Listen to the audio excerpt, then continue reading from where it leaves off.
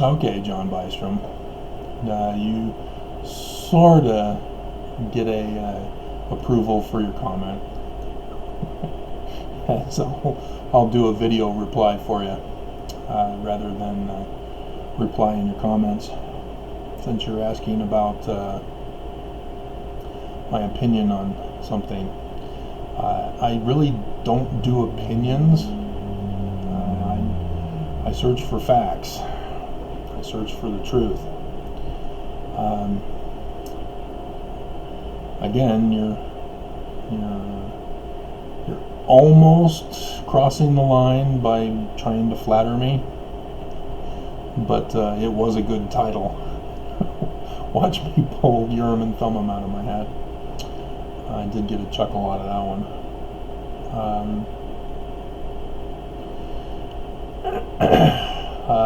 Let's see.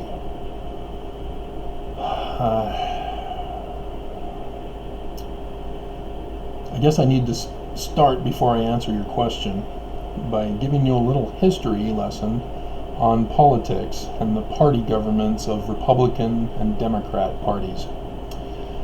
Before John F. Kennedy, and it was pretty much after World War II that the Republicans, or the Democrats rather, had to change their party and disguise themselves after a different party platform with a different name, or keep the platform but under a different name of the party. And it's because during World War II and before, Democrats were your Nazis, your KKK, your white supremacists, your Confederates, and it's because of their platform. That's how you identify party groups. Don't pay attention to the names of the party. Don't pay attention to your being of another party and therefore purposely attacking the other party as a tribal warfare. Don't fall for that. Mormons do that with Mormon and anti-Mormon. Mormons believe that if you're not in favor of the church, you're against the church, and therefore you're the one who's evil. And so you know that. You're against the church, and Mormons treat you as such.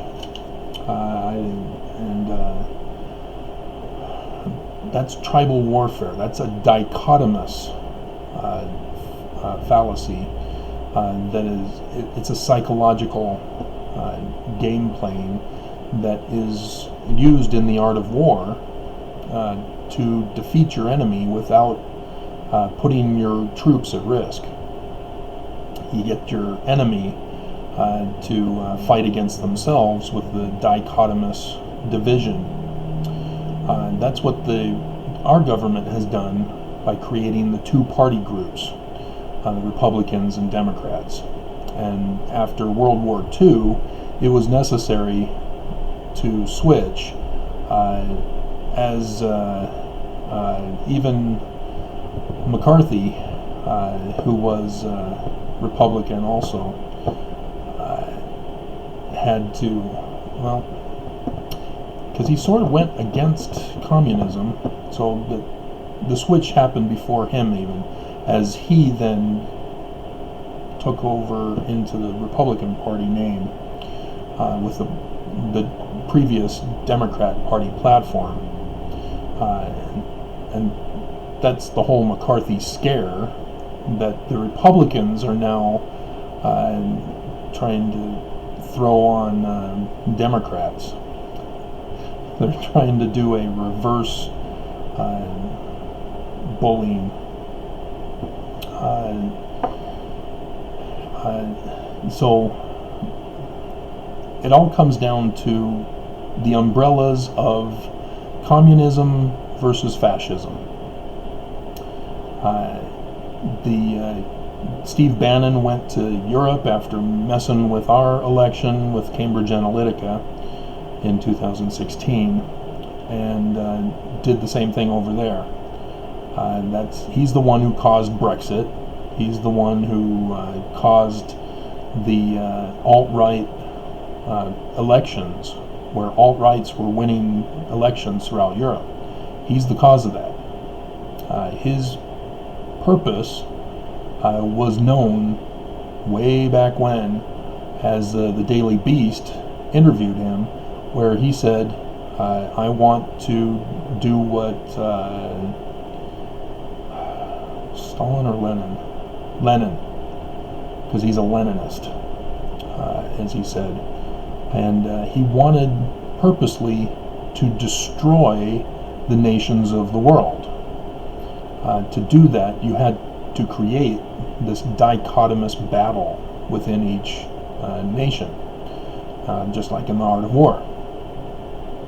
Stanley Smith Stevens, Mormon, is the one who caused this, or put this concept into a workable theory for psychiatry. And so psychiatry has played a major role in America in its destruction, and what we have currently as a warfare going on among our societies. That's the dichotomous part. The non-dichotomous is your spectrum, is what it's referred to in psychiatry. And you see that when either Fox or left-wing media talk about left, moderate, or right, left or right party groups. So they subdivide the two main dichotomous groups into categories of spectrum groups. When you create a category, you're not being scientific. That's why psychiatry is not a real science. It's not a hard science. And they're a pseudoscience as a result, because they create categories for mental diagnoses. And then whatever outward appearances that a person comes to them with, they place that person in those category groups. First dichotomous, then the sub-spectrum categories. So a person could have Alzheimer's, Parkinson's, and they could throw in their created schizophrenia to classify them all under the same category, but just on a different spectrum. And then within those different mental illnesses, they even go further with further spectrums. Nazis got caught doing this with schizophrenia, and they created an inhumane usage of schizophrenia to justify removing political opponents and enemies and opponents, those citizens who were rebelling or poor or disabled or Jewish or anything against the German people would get categorized on this sub-spectrum. And the Geneva Convention came out and said, no, psychiatry, you can't do that. That's inhumane. That didn't stop Russia, though. In the 60s, Russia picked up on this and created the subcategory of schizophrenia called sluggish schizophrenia. And that is inhumane also. But thanks to the Nazis, people have caught on to that. Utah uses that same thing from Stanley Smith Stevens, who is Mormon, obviously, so of course they're going to embrace his teachings. but also the abuse of misdiagnoses. When you categorize somebody, regardless of what it is, you're being the bully. Those who are typical bullies, they'll call somebody all sorts of homophobic names, slurs, slang, in regards to homophobia. And that's what gave rise to the LGBT movement, where the bullies who were accusing people falsely at first, but then as people were emerging out of the closet, the bullies intensified. And so now it's gotten so bad that a discriminating tribal group of LGBT needed to be created in order to protect. And our government's going way out of control with that. Utah, for example, created a whole bunch of discriminating laws and had a whole long list beyond the main list of the federal government. And the problem by doing that is that you then have to create categories for every foreseeable discriminated group. For example, I'm a person who likes Lucky Charms cereal, breakfast cereal. If people start bullying me for my choice of cereal, and then spread that to other people who bully other people who like Lucky Charms cereal, and so they hang out at grocery stores waiting for someone to pick up a box of Lucky Charms so that they can bully that person. Then the bullies then create a discriminated category of those who like Lucky Charms cereal. That's how extreme this is getting in our society. And we need to go back to the basics and say, hey, we're all human, leave each other alone. That's all we have to do. We don't need to create new laws to protect different groups of people as we go over through time. Because in Utah, for example, there are groups that aren't covered, that should be covered, that are getting bullied, and there's no law because the government requires a law in order to protect people, and it's sick and wrong. So don't fall for the Republican versus Democrat Party trap, because that's what it is. Our government set a trap way before Karl Marx and his Communist Manifesto. The idea for a conservative versus liberal party long before Karl Marx.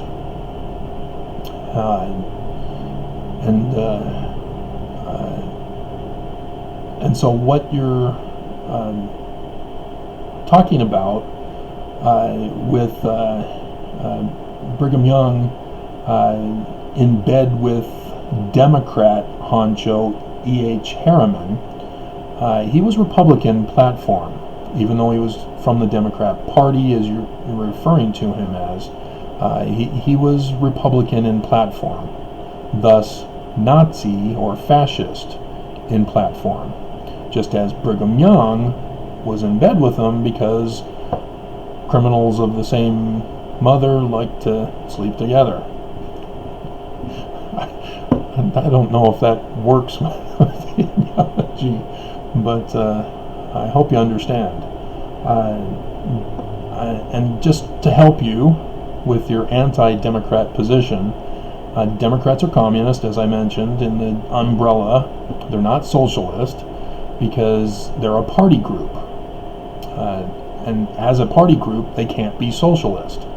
The difference between socialist and communist is that socialist is run by the people, communist is run by a Republican body of socialists. USSR, Union of Soviet Socialist Republic, communism, and so the Democrat platform, as you hopefully know, is diversity. And by diversity, that's how they're interpreting equality. Diversity is a horrible segregationist platform, because what it means is that Democrats want diverse groups of people, but they want them segregated, because you can't mix and keep diverse. Because when you mix, you become a melting pot, which was America was supposed to be. But we didn't turn out to be, because we had the Irish community, the Italian community, and all the different communities. And now we have Little Tokyo, we have the Soho district, and the Jewish district, all sorts of different districts within major cities on the East Coast specifically. And it's still that way as you travel west, but when you travel west, it's more of a segregation of rich and poor. Utah is very distinguishable with its segregation of the rich and poor, because it's majority white people here. So there's not many blacks to segregate. The church does it with their Genesis church group. Mormons who see a black person come to their ward immediately go up to them and say, "Hey, welcome to the ward. Have you heard about the Genesis group? They meet on Sundays. You can go see them." And Mormons are clueless that they're being racist. And so that's the Democrat position, is they claim equality, but what they're talking about are cities for the various diverse groups. And that's segregation. That's the secret plot of the Democrats. As they encourage all sorts of diverse people to give them money. They'll take money from all groups. But that's what their agenda is to segregate communities. Keep blacks with their culture, but keep them segregated from other groups who need to be equal with their national heritage and their same type of people. As what they're doing is taking human beings and creating the spectrum categories, so that blacks become a subhuman group, whites become a subhuman group, Latinos a subhuman group, Asian subhuman group, Polynesian subhuman group, etc., etc. That's what segregation does, is creates subhumans. And I hope you understand Republicans' platform is security. They don't explain security for what or who. They just say security. And when we see it in practice, security means for the government.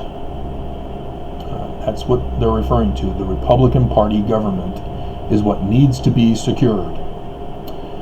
So anybody who threatens that security, such as the homeless, the disabled, the elderly, single mothers, non-whites, those are all threats to security of the Republican Party. And that's how they're evil and wrong. So this is the background that I need to give you first and foremost before I reply to your comment. So hopefully that's understood, and those who are watching also understand this. We're not supposed to have parties in America. The Constitution is the supreme law of the land. which means we're supposed to have a constitutional republic, a body of representatives chosen from among the people to follow the Constitution on behalf of the people. Not big business, not the government, not parties or discriminated subhuman groups. The people as human beings. And the three laws are life, liberty, property. It's that simple. But our government, being corrupt as it is, made it complicated so that we regular folk don't understand government. We need to take care of it for you because it's too complicated for you. That's how abusive they are. Okay, so you want to hear my opinion on the main lesson of the Book of Mormon, Stop the Satanic Secret Combinations. And you're specifically referring to my Mormon code, I think, because you do seem to refer to that.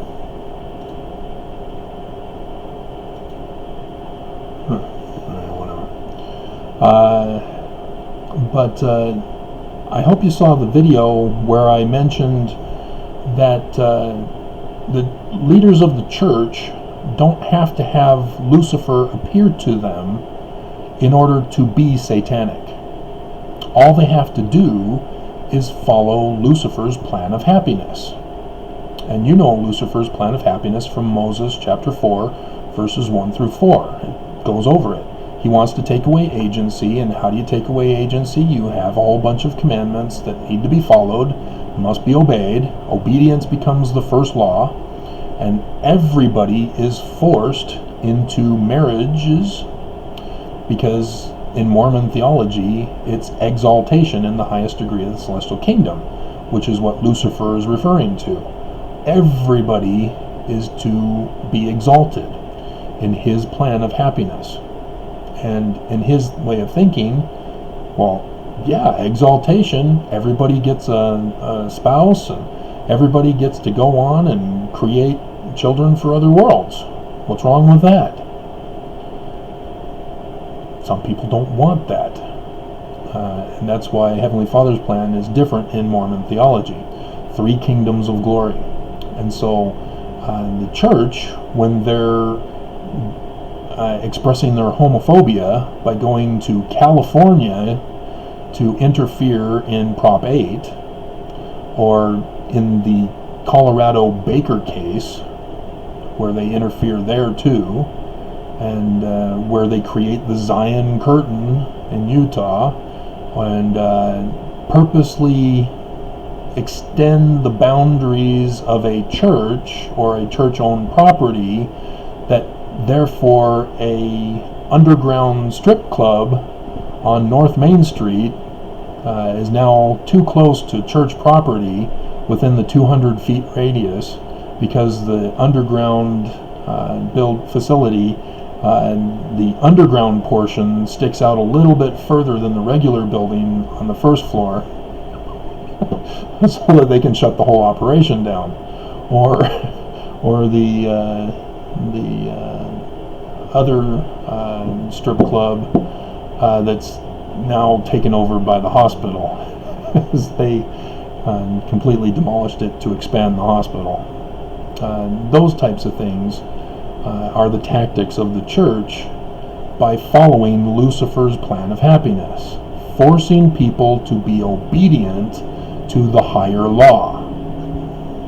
So they don't need Lucifer to appear to Nelson and have Nelson abort some baby and then eat the flesh, as one of my other commenters is saying that a girl named Christy Allen had mentioned to a symposium in the UK. It's not necessary. To be satanic, you don't need to have Lucifer appear at your meetings. All you have to do is follow his principles, follow his plan, his platform.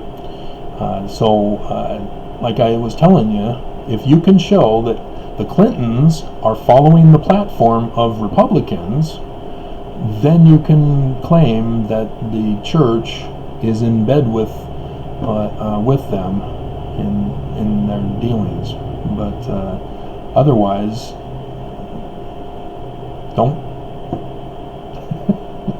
go there. Don't fall for the trick. Don't fall for the trap.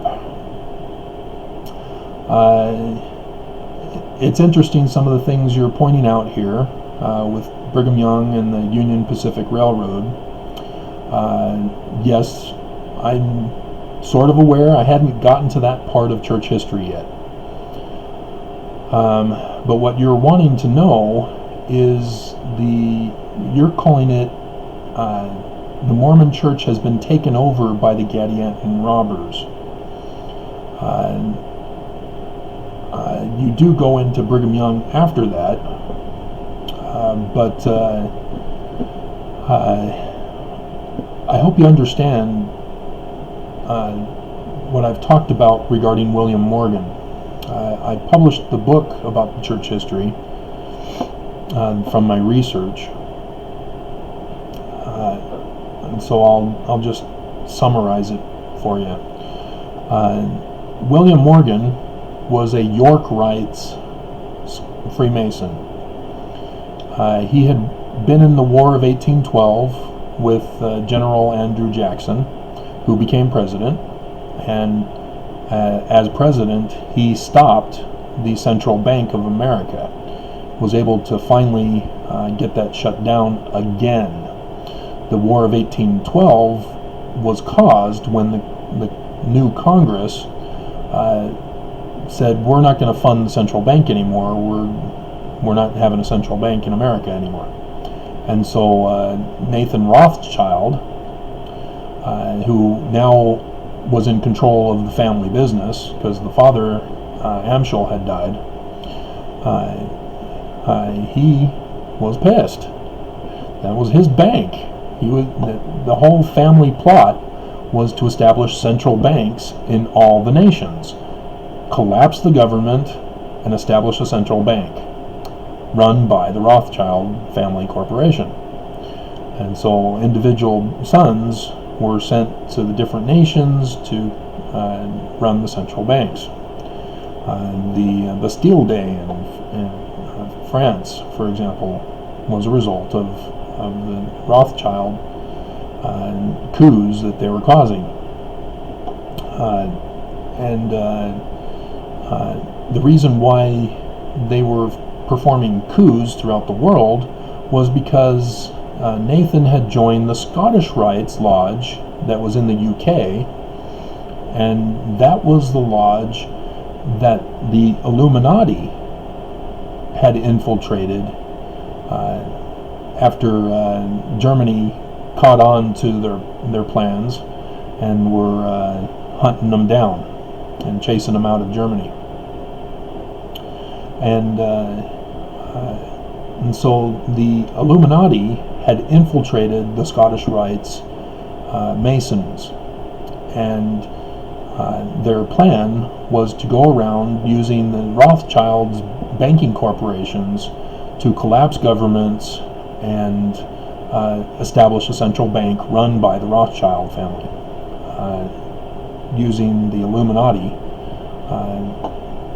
to help them in this. And so they came to America, obviously. Brand new country, let's destroy them and establish a central bank to control them.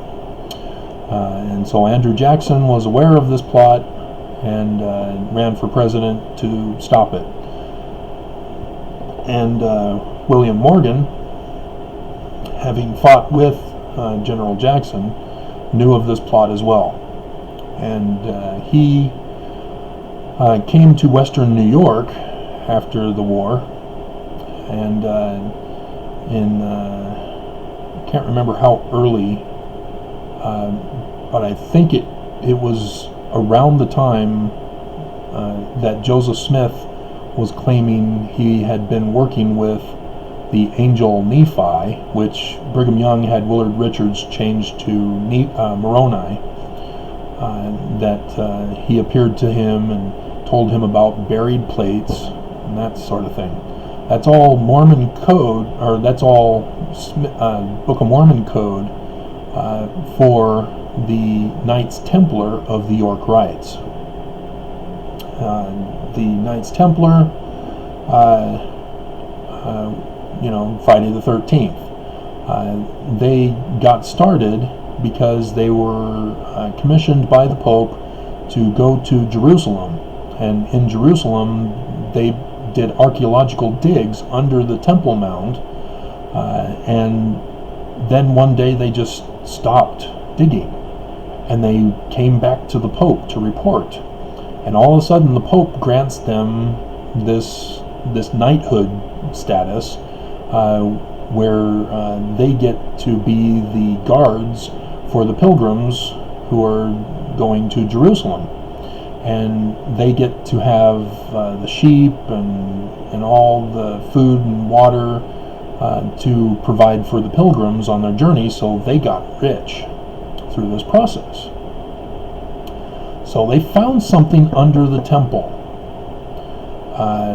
but we're never told what it was. But it was such significance that they were extorting the Pope, and the Pope had no choice but to comply, and allowed them to get wealthy off of the business with the pilgrimage protection. And so eventually they got so powerful that the future Pope and King were not happy with the Knights Templar, and the Pope justified Friday the 13th by claiming that the Knights Templar were worshipping the Egyptian deities. And that gives us a clue as to what they may have found under the Temple Mound.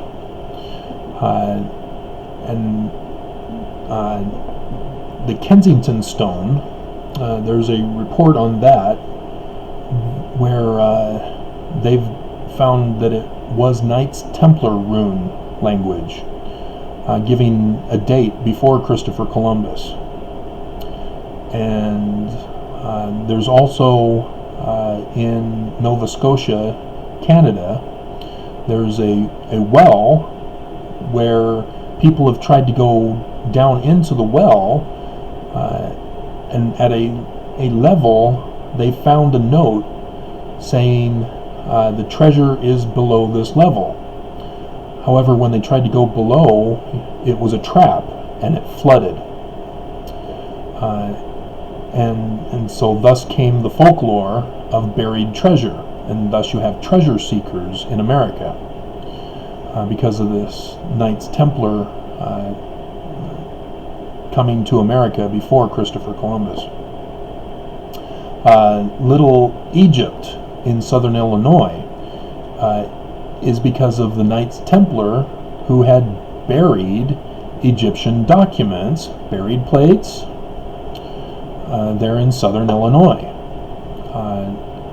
Only a few things have been found, but they're not really in Egyptian. They're as if the Knights Templar tried to copy from Egyptian. And that's why it's called Little Egypt, is because of what has been found. But there's still more to be found there. It's just the caves make it difficult to find stuff.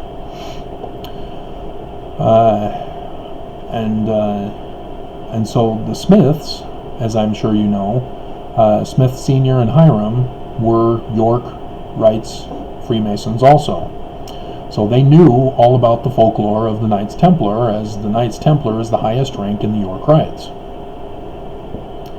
And Joseph Smith knew all about it too, but he couldn't become a member of the lodges of Palmyra or the one that Smith Sr. was at, the one down south of the farm, Palmyra also, Canada, I can't pronounce it right, but you can't be a family member in the same lodge. That's why. Before 1826, lodges were divvied out according to township and even district, as I noticed. It's like a wave, segregated Scottish rites from York rites. So Brigham Young grew up in a Scottish rites township to the east of Palmyra and the farm and Canandaigua, which were in the York rites district. And then Brigham Young moved after 1826. I think after his mother died, he then moved, or his wife died. Mother or wife? Can't remember. Then he moved to the west district from Palmyra to the Scottish rites there, where Heber C. Kimball was also moving to, and that's how it ran. That's how it worked. So you moved to the township of the rites, Freemason rites, that you were a part of. If you weren't a part of any masonry, you didn't get any special privileges. The members of the lodge take care of each other. So Smith Sr. Had to leave Vermont because he was kicked out for being poor. And so he was struggling to get a job and support a family when they had to walk to Palmyra from Vermont. And that's how he was able to get the farm, was because he became a master mason. And when you read William Morgan's attributed book, it's not his actual book that he was warning people about, it talks about the mason is the one who is in charge of the initiation rites for the others as they rise up in rank. So the master mason is the one in charge of the lodge, like a bishop for a ward. And it talks about how fellow master masons take care of each other and don't allow a fellow master mason to struggle financially. And after Joseph Smith Sr. became a master mason, sure enough, the guy who owned the land let Smith Sr. on that land to farm it and try to profit from it, to make a living for his family and develop it. And that's where the Cooper shop, I need to make an editing of my book to put in the Cooper shop information, but I did the video series for that.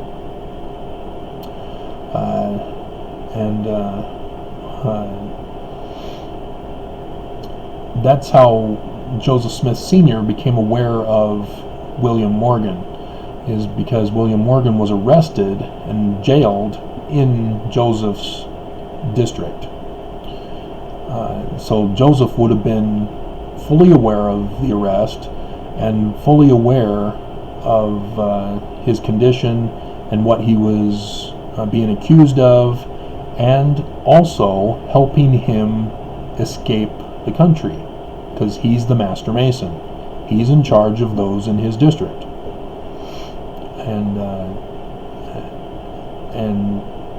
And so the other masons who were put on trial were those who were ordered by Joseph Smith Sr.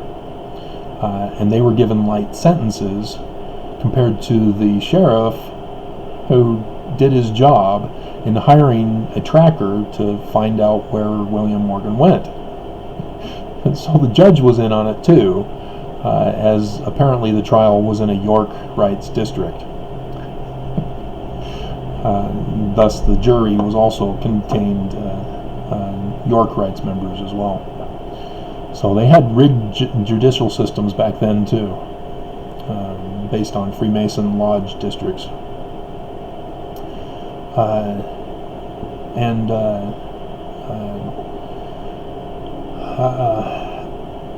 And so Smith Sr. Was able to retrieve the documents that William Morgan was working on publishing. Oliver Cowdery was the one who was hired by the Batavian print press, David Miller, the publisher, to work for or to help William Morgan transfer his manuscripts onto copper plates to then be given to the print press to have all the little numbers and letters put in for the printer to be printed. That was the process, and so Oliver Cowdery took possession of all the manuscripts. That's why nobody could find them after he had gotten arrested and disappeared, as they tried to search for his manuscripts. It's because Oliver Cowdery took them and went to his sister's house, I believe, with her and her husband. And then Joseph Smith Sr. Was wanting to carry on the publication of his manuscripts about the threat of the Illuminati penetrating or infiltrating the Scottish Rites Masons to destroy America, as they've been doing throughout Europe. That's the Gadianton robbers. And Lamanites and Nephites is just that dichotomous tribalism of Democrat versus Republican. And it, depending on the story, depends on whether the Lamanites are Democrats or Republicans, and Nephites, Democrats or Republicans. So you got to pay attention to what plagiarism is being used to have the key to interpret it correctly as to whether they're Democrats or Republicans being referred to as Lamanites or Nephites. The Gadianton robbers came from the Nephites, so the Nephites represent Republicans, as we see the Kingmen also being a part of this Kishkumen Gadianton band. And so they were Nephites as well. And that's what we're seeing here with the impeachment of Trump, is Republicans all standing in step with Trump to protect him, to keep him in presidency as a monarch, because he's not supposed to be doing what he's doing. And I know you love him and blah blah blah, but I'm sorry, but look at his platform. You don't separate families who are trying to seek refuge. You don't put babies in cages. You don't withhold money from people at war with Russia. You don't withhold money from people of natural disasters just because they're not white. But this is what Joseph Smith Sr. was doing. Was the first 116 pages were taken from William Morgan's threat to America involving Freemasonry. Martin Harris was living in Palmyra and was appointed to the Committee of Anti-Masons after William Morgan. But Joseph Smith Jr. had worked for Martin Harris and knew him. And Martin Harris knew about his hat trick. And that's why you're making your comments here, because I mentioned it in the video. And so he was the money to publish William Morgan's book that didn't get finished because he got arrested falsely and had to be snuck out of the country for his own life, for his protection, because they wanted him dead, and they were giving him warnings saying, hey, we're not letting you publish this book.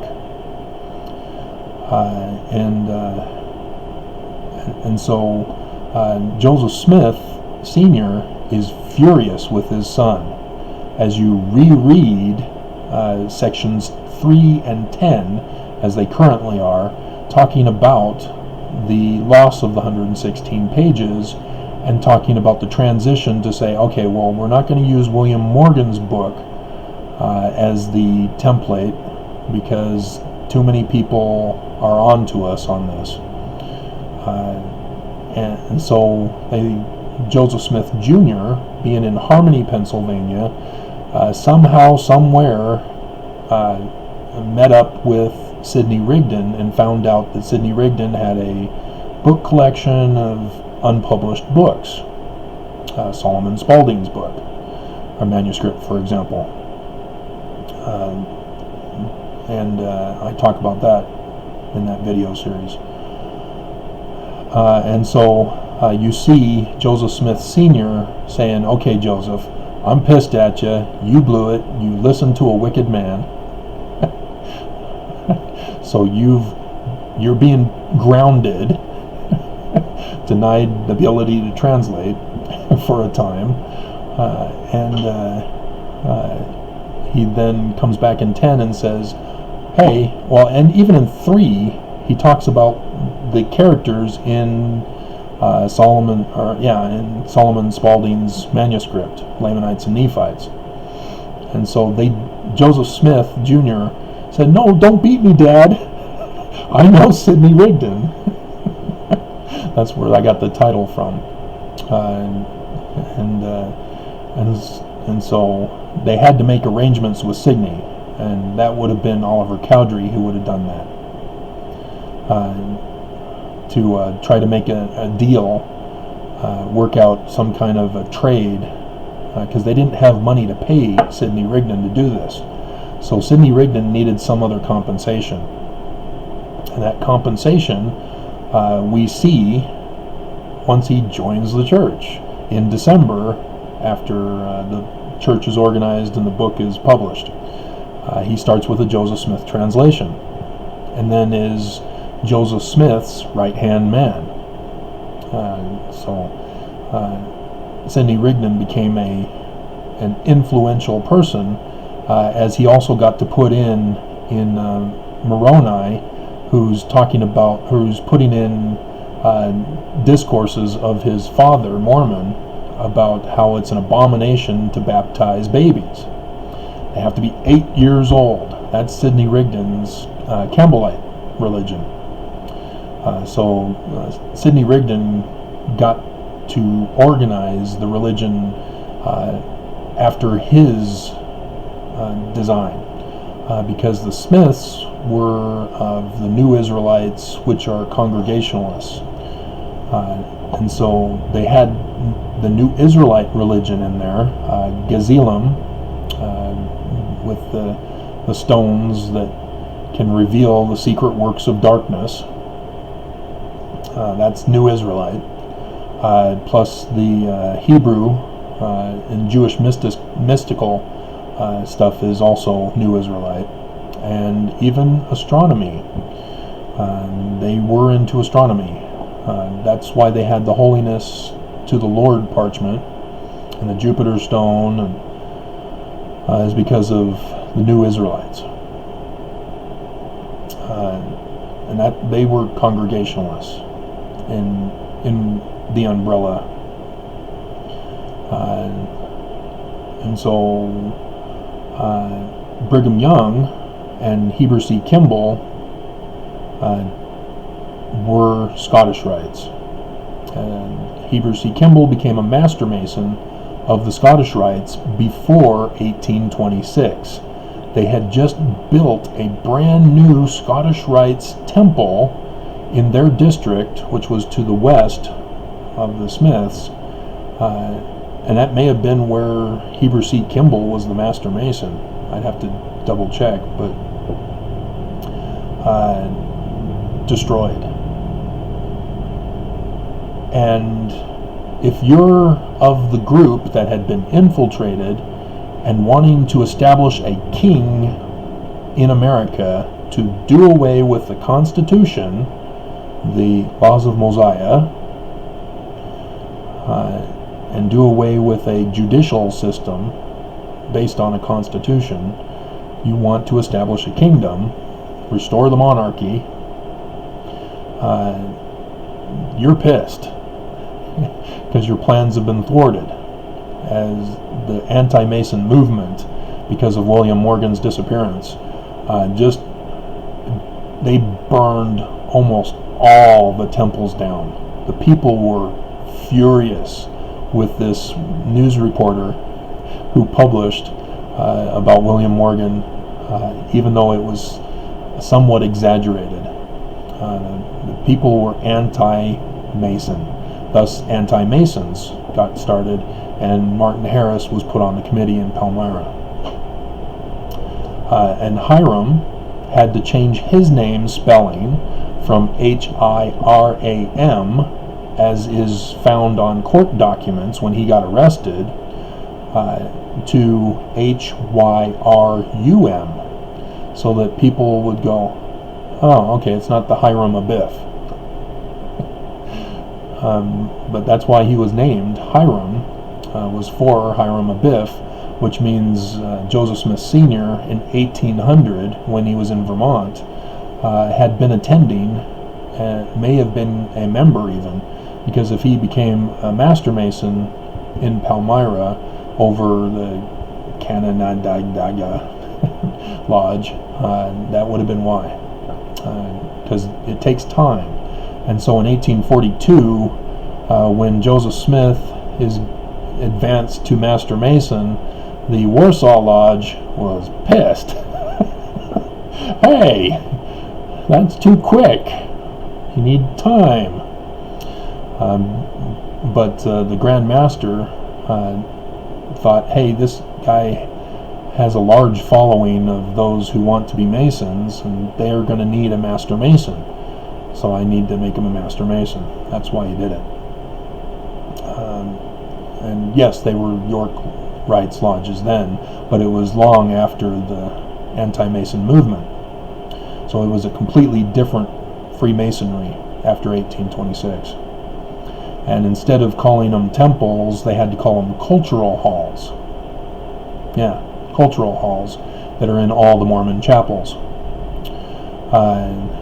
Brigham Young, though, wanted, being corrupt and having been infiltrated again, his older brothers had been members of the Scottish Rites Lodge, which meant Brigham Young could not become a member of those lodges. He required a different lodge for him to go to become an actual member of the Scottish Rites. That's why Brigham Young never became a lodge member either, along with Joseph Smith Jr.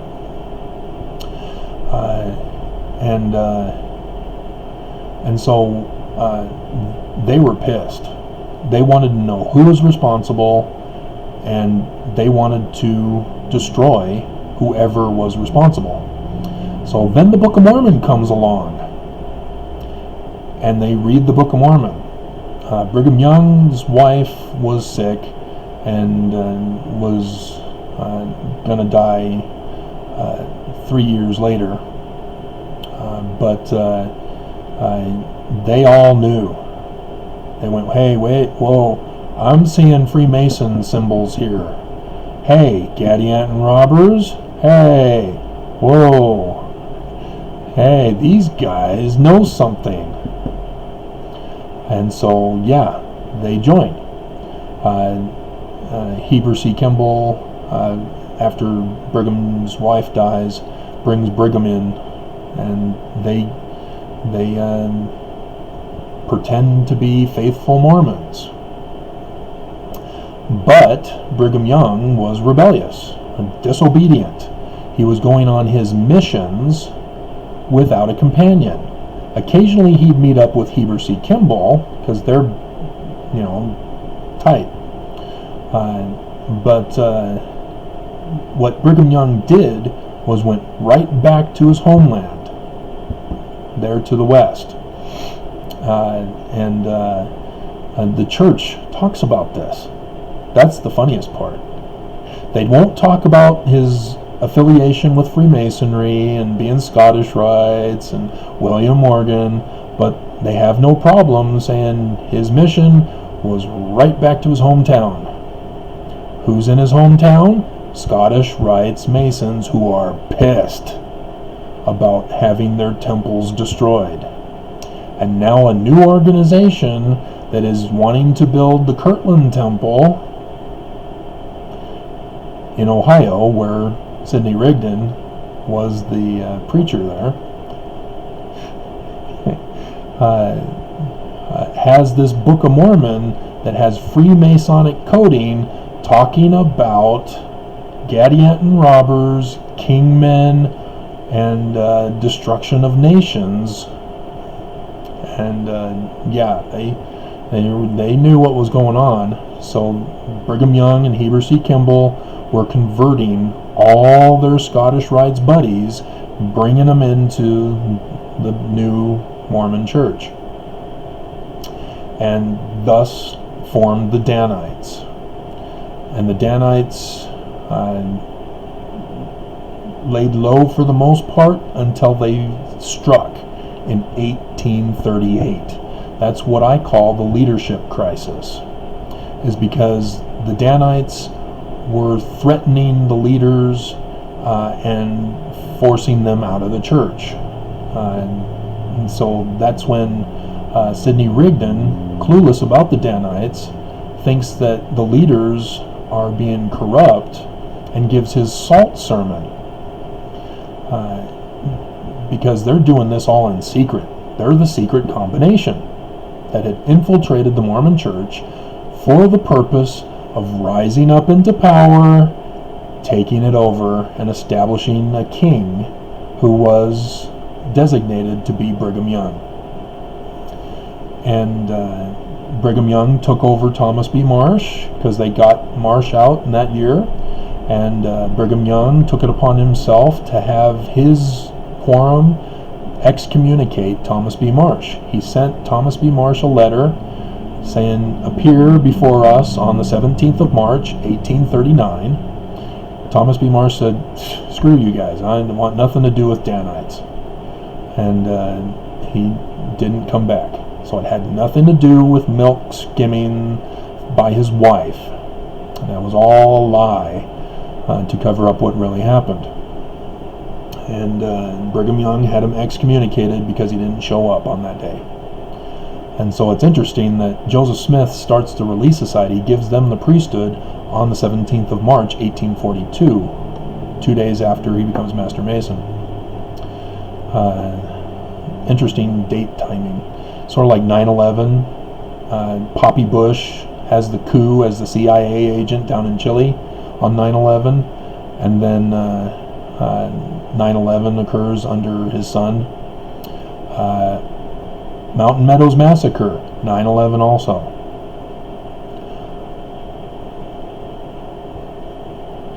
There may be a connection.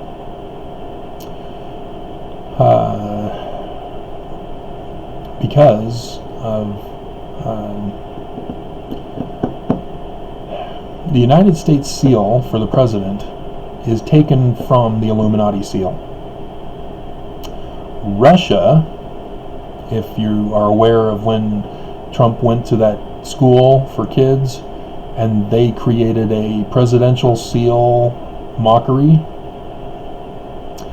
that had the Russian seal with golf clubs. The Russians have the two-headed seal that comes from the Scottish Rites Masons. So Russia and the Scottish Rites are connected. And it's Russia who had infiltrated America through the Republican Party and rose up into power and put their president in the office to become a king. So that was the threat of the Book of Mormon. And it happened exactly as the threat was initially attempted back in 1826.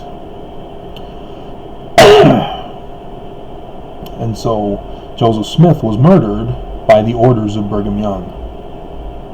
He put Willard Richards and John Taylor to be there to make sure it happened. But, unfortunately, my third great grandfather, John Solomon Fulmer, gave Joseph his single shot pistol, which Joseph gave to Hiram after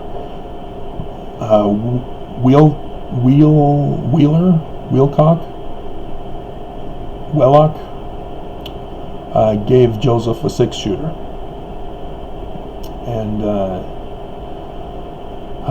And so Willard Richards then said, "Hey, why don't I go get some wine so that we can have the sacrament?"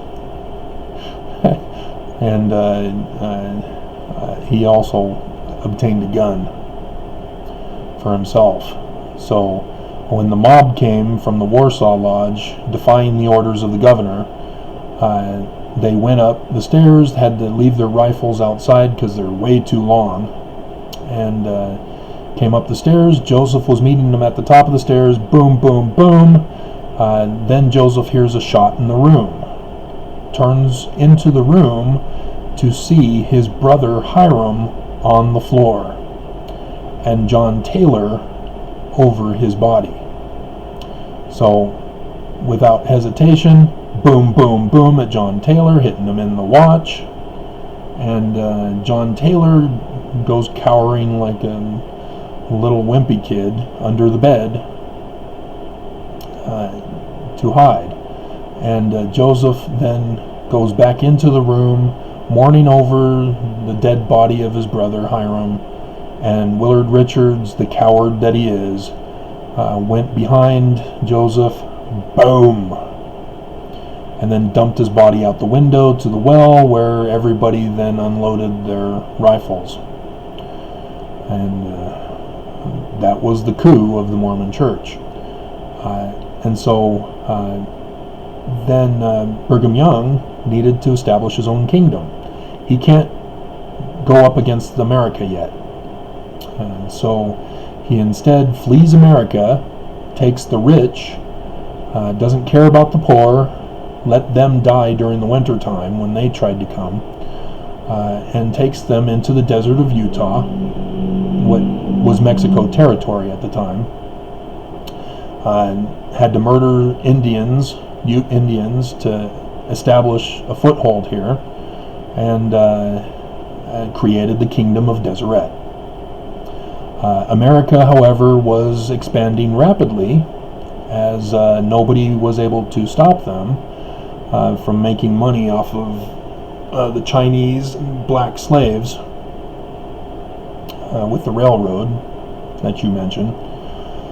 And America was not too happy with Brigham Young having his own kingdom, and they dethroned him, and Brigham Young fought back by kicking out the government officers of America that America had to keep replacing over and over again.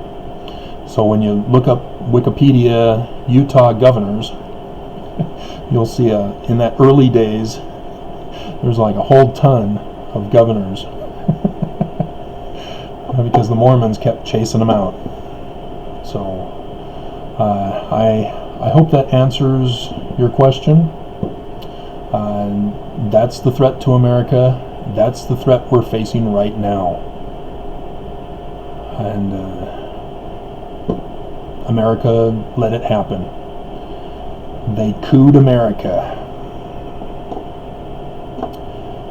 And I'm concerned because Utah, with Governor Herbert, is following the orders of the church to replace Utah Mormons with rich people. That's very disturbing. All right, I'm already an hour and 4 minutes, so I hope that answers your question. And for those of you who are watching, I'll include this in the playlist for the real LDS history. That's the sad fate that we're living in. Mormons did not follow their Book of Mormon and allowed America to be overrun by a king. And it will be destroyed.